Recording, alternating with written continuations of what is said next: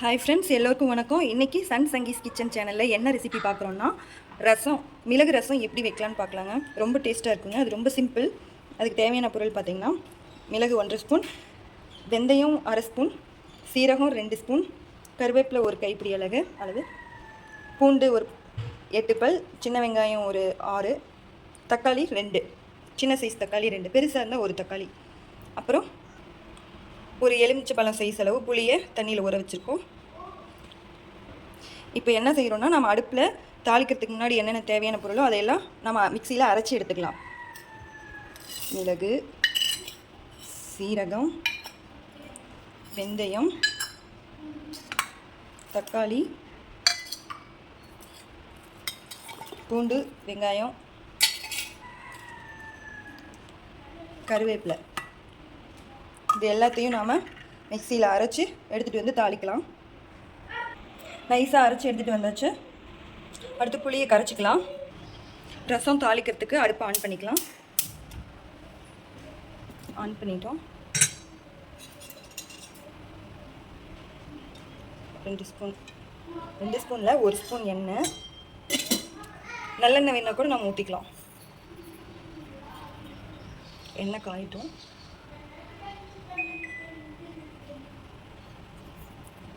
எங்கள் செடியிலே எடுத்த கடுகு போட்டுக்கலாம்.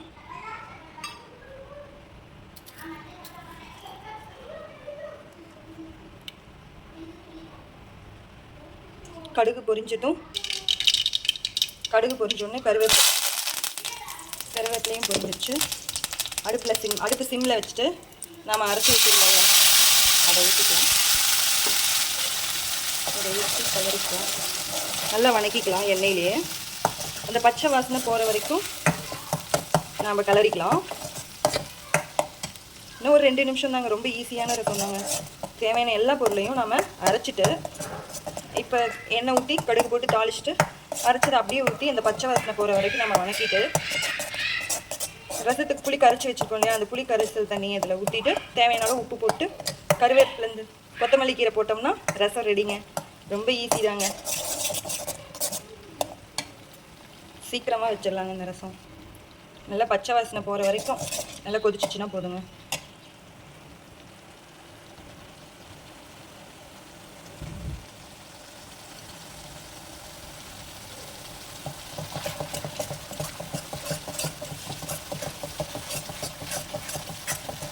நம்ம எல்லா பொருளையும் பச்சையாக போட்டிருந்தோம் இல்லைங்களா, அதனால் அது எண்ணெயில் கொஞ்சம் நேரம் வந்தால் போதுங்க. ஒரு 2 நிமிஷம் வந்ததுன்னா போதுங்க. நம்ம புளிக்கரைசலை ஊற்றிடலாம்.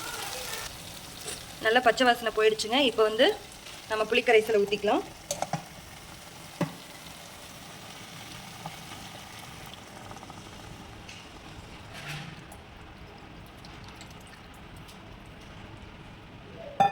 புளிக்கரைசல் ஊற்றியாச்சு. புளிக்கரைசலை ஊற்றியாச்சு. நம்ம நல்லா கலக்கி விட்டுக்கலாம். அடுப்பை எக்ஸ்டெண்ட் பண்ணிக்கலாம். அடுப்பை எக்ஸ்டெண்ட் பண்ணிவிட்டு தேவையான அளவு உப்பு போட்டுக்கலாம். ரசத்துக்கு தேவையான அளவு உப்பு போட்டுக்கலாம்.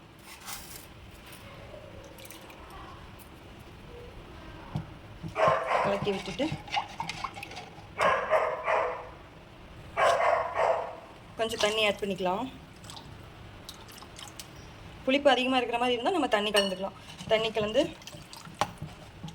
கலக்கி விட்டுட்டு, இப்போ ரசம் வந்து நுர கட்டிட்டு ஒரு கொதி வரணும். ஒரு கொதி வந்த உடனே ஆஃப் பண்ணிடுங்க. நுரையில் அப்படியே கொதிக்கிற மாதிரி இருக்கும், அப்போ ஆஃப் பண்ணிடலாம். ஒரு கொதி வந்துருச்சு, அடுப்பை ஆஃப் பண்ணிடலாம். அப்படியே நுரையை தாண்டி ஒரு கொதி தெரியும், ஆஃப் பண்ணிடலாங்க. அவ்வளோதாங்க. சிம்பிளான ஈஸியான மிளகு ரசம் ரெடிங்க. ரொம்ப ஈஸியாக வைக்கலாம் எல்லோருமேங்க.